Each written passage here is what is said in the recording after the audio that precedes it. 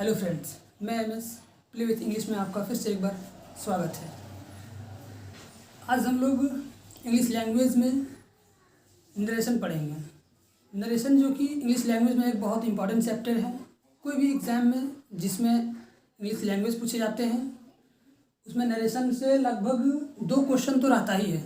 Maximum और जा सकता है बट 2 क्वेश्चन रहता ही है। यानी 2 क्वेश्चन अगर आ जाएगा, 2 क्वेश्चन हम लोग बना लेंगे, 2 क्वेश्चन का 4 मार्क्स आ जाएगा। तो वो 4 मार्क्स कैसे लाएंगे वो आज हम लोग बहुत आसानी से समझेंगे। कोई भी कंपटीशन एग्ज़ाम के लिए ये नरेशन होगा। तो आइए बिना लेट किए हुए हम लोग सीधे नरेशन जानते हैं कि नरेशन है क्या, नरेशन को कैसे पहचानेंगे। आज हम लोग सिर्फ नरेशन को पहचानना सीखेंगे। देखिए ये हम लोग का है नरेशन। क्या है? नरेशन पढ़ेंगे आज।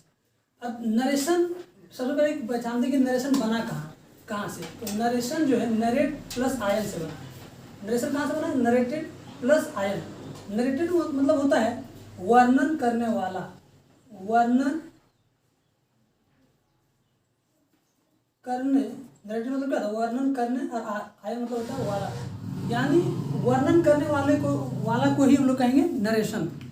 और नरेशन एक प्रकार से स्टेटमेंट है। स्टेटमेंट मतलब कथन है एक प्रकार से नरेशन।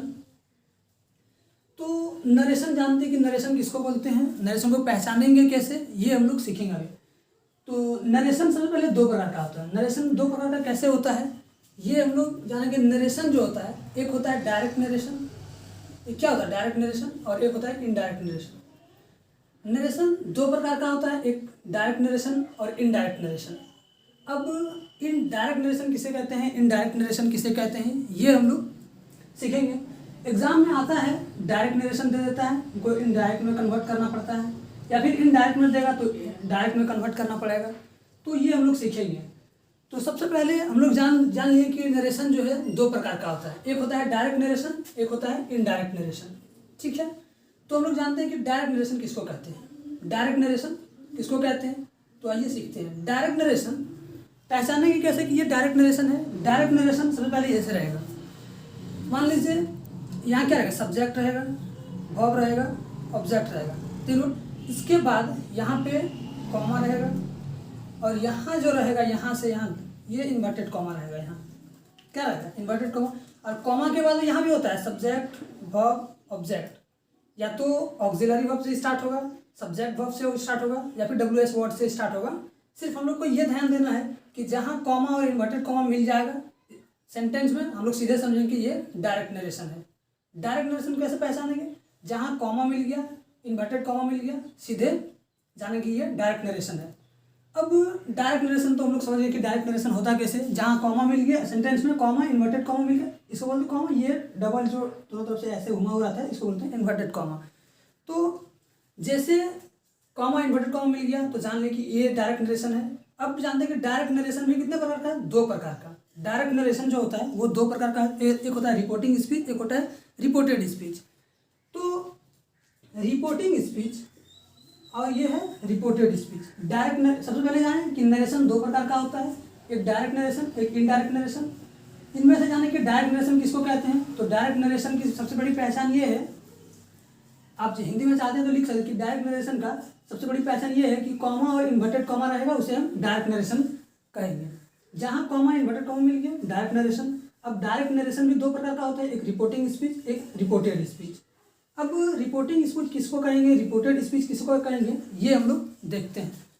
रिपोर्टिंग स्पीच यानी ये क्या है? रिपोर्टिंग स्पीच और रिपोर्टेड स्पीच डायरेक्ट नरेशन का ही हिस्सा है, लेकिन जब कॉमा के पहले, कॉमा के क्या है, देखिए कॉमा के पहले है, कॉमा के पहले है ना, इसको बोलते हैं रिपोर्टिंग स्पीच। और इन्वर्टेड कॉमा के अंदर जो रहेगा इसको बोलते हैं रिपोर्टेड स्पीच। क्या जाने कि कॉमा के पहले जो रहेगा रिपोर्टिंग स्पीच, कॉमा के इन्वर्टेड कॉमा के अंदर जो रहेगा उसको बोलते हैं रिपोर्टेड स्पीच। रिपोर्टिंग यहाँ क्या रहेगा? सब्जेक्ट रहेगा, वर्ब रहेगा, ऑब्जेक्ट रहेगा। यहाँ भी क्या रहेगा? रिपोर्टेड स्पीच में सब्जेक्ट, वर्ब, ऑब्जेक्ट, या फिर ऑक्सिलरी वर्ब से स्टार्ट होगा, या फिर WS वर्ड से होगा, या फिर सब्जेक्ट से ही स्टार्ट होगा। जिससे भी होगा ये हम लोग देख, लेकिन हम लोग को ध्यान ये रखना है कि कॉमा इन्वर्टेड कॉमा मिल गया, डायरेक्ट नरेशन। इसमें से भी पहला वाला रिपोर्टिंग स्पीच कहलाता है, दूसरा वाला रिपोर्टेड स्पीच। पहला वाला रिपोर्टिंग स्पीच, दूसरा वाला रिपोर्टेड स्पीच। तो अब हम लोग कह सकते हैं कि यहाँ जो रिपोर्टिंग स्पीच है, यहाँ क्या है रिपोर्टिंग स्पीच। रिपोर्टिंग स्पीच में जो सब्जेक्ट वर्ब ऑब्जेक्ट इस्तेमाल होगा, इसका अगर नाम हम लोग चाहें तो इसको कह सकते हैं कि रिपोर्टिंग सब्जेक्ट है ये, क्योंकि रिपोर्टिंग की जगह है ना, रिपोर्टिंग के सब्जेक्ट है तो reporting subject, reporting verb, reporting object. उसी तरह से जब रिपोर्टेड स्पीच के जगह पे सब्जेक्ट वर्ब ऑब्जेक्ट रहेगा तो इसको हम लोग बोलेंगे reported subject, reported verb, reported object.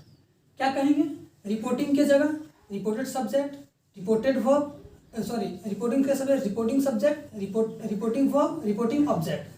और रिपोर्टेड के जगह जो सब्जेक्ट वर्ब होगा उसको reporting subject, reporting verb, reporting object. यहाँ तक हम लोग सीख लिए। तो ये हम लोग पहचान लिए कि नरेशन दो प्रकार का होता है, डायरेक्ट नरेशन, इनडायरेक्ट नरेशन। अब डायरेक्ट नरेशन किसको कहते हैं, डायरेक्ट नरेशन का पहचान क्या है कि कॉमा और इन्वर्टेड कॉमा जैसे मिल गया सेंटेंस में, एग्जाम में यही रहेगा, कॉमा रहेगा इन्वर्टेड कॉमा। तो कॉमा इन्वर्टेड कॉमा मिल गया तो तुरंत हम लोग कैच करना है कि ये डायरेक्ट नरेशन है। अब डायरेक्ट नरेशन भी दो प्रकार का होता है, पहला रिपोर्टिंग सब्जेक्ट, दूसरा reported speech. Reporting speech, reported speech. तो रिपोर्टिंग स्पीच के जगह हमेशा क्या आता है, अफर्मेटिव, यानी सब्जेक्ट से ही स्टार्ट होगा, सब्जेक्ट वर्ब ऑब्जेक्ट। लेकिन रिपोर्टेड स्पीच के जगह होता है क्या है कि सब्जेक्ट से भी स्टार्ट हो सकता है, WH वर्ड से भी स्टार्ट हो सकता है, ऑक्सिलरी वर्ब से स्टार्ट हो सकता है, और जो मान लीजिए WH वर्ड से स्टार्ट होगा तो वहाँ क्वेश्चन मार्क्स रहेगा। तो क्वेश्चन मार्क्स जो रहेगा उसके बदले हम लोग क्या इस्तेमाल करेंगे वो हम लोग आगे सीखेंगे धीरे धीरे। आज हम लोग सिर्फ जानेंगे कि रिपोर्टिंग सब्जेक्ट किसको कहेंगे, रिपोर्टेड स्पीच किसको कहेंगे, नरेशन क्या, नरेशन दो प्रकार का होता है उसको पहचानेंगे कैसे कि कौन सा डायरेक्ट नरेशन है, कौन इनडायरेक्ट नरेशन है। तो यहाँ तक हम लोग जान लिए कि रिपोर्टिंग स्पीच जो है वो उसका सब्जेक्ट रिपोर्टिंग सब्जेक्ट कहलाता है, रिपोर्टिंग वर्ब कहलाता है, रिपोर्टिंग ऑब्जेक्ट कहलाता है। सेम उसी तरह ये भी है, यहाँ तक हो ऑब्जेक्ट। अब आते हैं इनडायरेक्ट नरेशन। तो डायरेक्ट नरेशन हम लोग जान लिए। क्या जान लिए, डायरेक्ट नरेशन। डायरेक्ट नरेशन का पहचान कॉमा और इन्वर्टेड कॉमा। अब हम लोग जानेंगे इनडायरेक्ट नरेशन। क्या जानेंगे, इनडायरेक्ट नरेशन। अब इनडायरेक्ट नरेशन किसको कहेंगे, तो इनडायरेक्ट नरेशन उसको कहते हैं, ये क्या है आप पहचान सकते हैं। जब इधर बताएं कि कॉमा मिल गया, इन्वर्टेड कॉमा, इसको हम लोग क्या कहेंगे, डायरेक्ट नरेशन। DN सीधे लिखते हैं, डायरेक्ट नरेशन। क्यों डायरेक्ट नरेशन कहें, कॉमा मिल गया, इन्वर्टेड कॉमा, ये डायरेक्ट नरेशन। अब इसी के बदले यहाँ मान लीजिए क्या रहेगा, सब्जेक्ट वर्ब ऑब्जेक्ट रहेगा। तो इसी वाला सेम यहाँ भी उतर जाएगा, सब्जेक्ट वर्ब ऑब्जेक्ट उतरेगा। उसके बाद ये जो कॉमा और इन्वर्टेड कॉमा, ये कॉमा और इन्वर्टेड कॉमा के बदले में जो एक कनेक्टिव के रूप में आता है, कनेक्टिव में क्या आता है, दैट आता है, इफ आता है, व्हेन आता है। कैसे, कब क्या इस्तेमाल करेंगे, दैट कब इस्तेमाल करेंगे, कब व्हेन करेंगे, ये हम लोग आगे सीखेंगे। सिर्फ हम लोग अभी ये आइडिया लगा रहे हैं कि डायरेक्ट नरेशन किसको कहेंगे और इनडायरेक्ट नरेशन किसको कहेंगे। तो डायरेक्ट नरेशन में क्या है कि कॉमा इन्वर्टेड कॉमा मिल गया, डायरेक्ट नरेशन हो गया। अब यही कॉमा इन्वर्टेड कॉमा के बदले में जो कनेक्टिव आता है उसको हम लोग सीधे बोलते हैं इनडायरेक्ट नरेशन। यहाँ सब्जेक्ट वर्ब ऑब्जेक्ट तो सेम उतर जाएगा, यहाँ भी जो सब्जेक्ट वर्ब ऑब्जेक्ट होगा यहाँ भी वही सेम उतर जाएगा, है ना, ये उतरे। और ये कॉमा और इन्वर्टेड कॉमा के बदले ये कनेक्टिव आएगा। कनेक्टिव कहने का मतलब कि कनेक्टिव के रूप में जोड़ेगा, या तो यहाँ दैट आएगा, या इफ आएगा, या व्हेन आएगा, या फिर जो आएगा उसको हम लोग आगे देखेंगे। तो यहाँ हम लोग क्या सीखें कि डायरेक्ट नरेशन का पहचान क्या है कि कॉमा इन्वर्टेड कॉमा, और इनडायरेक्ट नरेशन का पहचान क्या है कि इनडायरेक्ट नरेशन कॉमा और इन्वर्टेड कॉमा लेने से परहेज किया जाता है, यानी कॉमा और इन्वर्टेड कॉमा नहीं लेता है, ये इसको बोलते हैं इनडायरेक्ट नरेशन। इसके बाद हम लोग आगे जानेंगे कि कनेक्टिव के रूप में इस्तेमाल क्या करेंगे, कब दैट लगाएंगे, कब इफ लगाएंगे, कब व्हेन लगाएंगे, ये हम लोग आगे की वीडियो में चर्चा करेंगे। आज हम लोग यही जाने कि पहचानना सिर्फ सीखे कि नरेशन को कैसे पहचाने, कि कौन नरेशन सबसे पहले आया कहाँ से। यहाँ हम बताएं कि नरेटेड प्लस आयन से बना नरेशन। नरेशन क्या है, एक स्टेटमेंट है, कथन है कहते हैं। और डायरेक्ट नरेशन का पहचान हम लोग सीख गए कि डायरेक्ट नरेशन पहचानेंगे कैसे। आज हम लोग ये वीडियो पहला वीडियो था, इसको हम लोग पहचानना सीखे कि डायरेक्ट नरेशन पहचानेंगे कैसे। तो डायरेक्ट नरेशन पहचानेंगे कि कॉमा इन्वर्टेड कॉमा मिल गया तो डायरेक्ट नरेशन।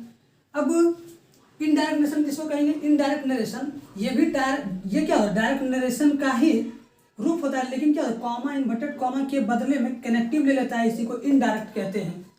और एग्जाम में यही आता है, एग्जाम में दे देता है डायरेक्ट नरेशन, इसको इनडायरेक्ट में चेंज करना पड़ता है, या तो इनडायरेक्ट में देता है तो डायरेक्ट नरेशन में चेंज करना पड़ता है। ये हम लोग अगर डायरेक्ट से इनडायरेक्ट करना सीख जाएंगे तो इनडायरेक्ट से डायरेक्ट भी कर लेंगे अपने आप। तो ये हम लोग आगे की वीडियो में चर्चा करेंगे। यदि वीडियो अच्छा लगे तो प्लीज़ लाइक करना और शेयर करना, और हमारे YouTube channel play with English को सब्सक्राइब करना, ताकि और ऐसे ही मज़ेदार वीडियो हम आपको देते रहेंगे। तब तक के लिए विदा लेते हैं। Thank you.